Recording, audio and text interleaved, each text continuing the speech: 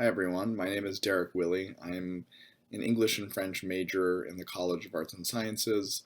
I wrote my honors thesis on George Eliot's Mill and the Floss, and the subject of my talk today is going to be that novel, and specifically what I addressed in the thesis. So, you might be wondering first why I chose to write my thesis on one particular novel, why this novel matters, especially when you think about George Eliot. Mill on the Floss isn't the first novel that comes to mind. We might think of Middlemarch, we might think of Daniel Deronda, but maybe not Mill on the Floss. But Mill on the Floss, at least in recent literary criticism, has attracted a lot of attention because of the particular historical change that it depicts. It starts from the point of view of a narrator who's looking back at a period of time uh, not too far in the recent past that encapsulates uh, an England that hasn't quite developed into the modern industrial power that it did when George Eliot wrote the novel. So we're moving back into the past, into an area of England in Lincolnshire that is not very well developed, that has not yet been hit by this capitalist modernity that is so well associated with 19th century, especially the 19th century cities. So here we are, far from a metropole, and Mill on the Floss basically tells the story of a brother and sister whose family falls into debt because their father gets involved in too many lawsuits,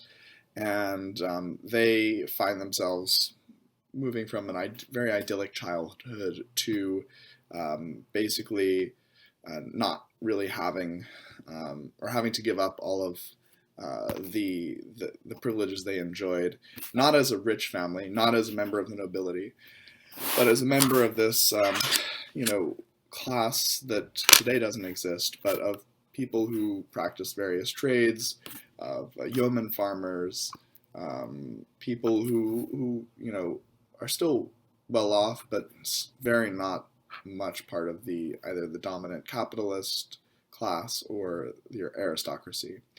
And so, specifically, this novel depicts a change that's affecting even a town as far away from the metropole, London, as the one in the novel, which is called St. Ogg's. And so, what I look at is current readings of the novel that situate it as kind of a breaking point in the history of national allegory. And so, one literary critic, Professor Jed Esty, has this book where he writes a chapter on Mill on the Floss. And in that chapter, he kind of explains how Mill on the Floss breaks a tradition of what's called Bildungsroman, or coming of age novel, that depicts coming of age as a kind of a story of national development, where, at first it's unclear exactly how a nation will be able to survive through industrial capitalism, but by having a coming of age, which tends to end in marriage, the novel kind of depicts a nation or a protagonist that fully develops and that develops within a bounded space.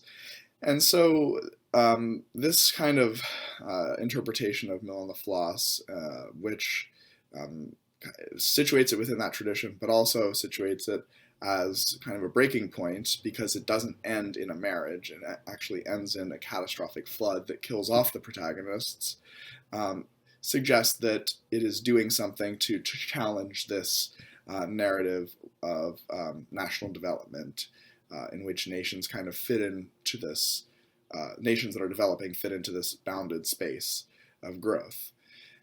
So I'm interested in those allegorical interpretations, but I'm also interested in pushing back against them a little bit through a critic named Nancy Armstrong, who wrote in the 1980s a very revolutionary book called Desire in Domestic Fiction. And in this book, Armstrong suggests that a lot of histories of the novel have thought about the novel as writing certain allegories of modern institutions and using characters and specifically the subjectivities of characters as ways of narrating the development of those modern institutions. And so she kind of suggests that instead of looking at within those institutions to understand what's happening historically and reading novels only as an allegory for those institutions, we should instead try to look at how novels are using subjectivity to think about politics and to actually shape ways of thinking about politics. Basically saying that you can't just think of writing as something that is caused by economic history, but something that is very much intertwined with economic history, and that actually helps create economic history. And so this is part of an argument that she works heavily from the critic or from the philosopher Michel Foucault, who kind of suggests that we need to be looking at different forms of thought and different kind of cultural patterns when we think about history. We can't just think about economic institutions and locate every cultural phenomenon in those economic institutions. And so the kind of reading that I try to bring to this novel is one that embraces Armstrong's framework and that looks more closely at subjectivity and how this novel is constructing subjectivity. Basically what that means is what is it doing with its characters? How is it describing the interiorities or the mental processes, the psychologies of its characters? And we get a lot of very interesting findings from just looking at what it's doing with character. So as I said, there are two protagonists in this novel. One of them is a very intelligent, precocious young girl named Maggie, and the other one is her brother Tom. And so the novel kind of describes their idyllic childhood, them playing together, of course having normal brother-sister spats. But then Maggie kind of is someone who's constantly wanting more knowledge, wanting a better education that she can't quite receive, partly because she's a woman. And Tom is, of course, able to receive that education, but he finds that he's not quite suited for it. And this is happening while their family is falling into sort of financial distress. So I suggest that the novel kind of puts them at two different poles of characterization, where Maggie is being characterized constantly not by particular personality or descriptions of her actions and what she's doing relative to what's around her and to the plot of the novel, but instead of different abstract feelings.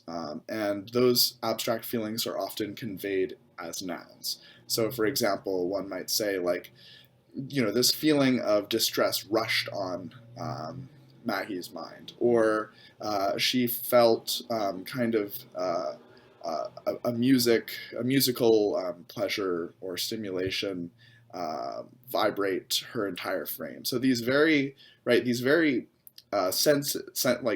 aesthetically sensitive descriptions, though, that kind of take away the character from the feelings that are being attributed to them. So instead of actually having a character who is doing something, we have a collection of feelings. And so I use this one critic, David Kernick, who kind of created a model for thinking about how this relates characters to readers, readers who are also kind of experiencing these, or are encouraged to experience these emotions or detached feelings alongside the characters. So Maggie at one pole is just kind of a collection of these feelings that are attributed to her, whereas Tom is constantly doing things and constantly realizing certain goals and his future. And so my suggestion is that Eliot is putting them at two different poles, and at the end they kind of come together in a flood, or in the flood, in a kind of deathly embrace, and as part of that embrace, she is effecting a sort of rapprochement between these two poles of character, between these two spirits that could not be more different, and between these two ways of thinking, these two subjectivities that are fundamentally opposed. And I ask, what is she doing in that entire process? Why does she do that? Why is she using certain erotic descriptors, using a plot that has to do with sexuality and certain interdictions on behavior to convey these two very separate subjectivities and ultimately to bring them together? And I suggest that if we read this alongside Eliot's historical thought, which kind of recommends a way of seeing history as both something that is firmly within the past, but also something that we can use to influence, or sorry, to guide our future, that we can use for some kind of progressive end.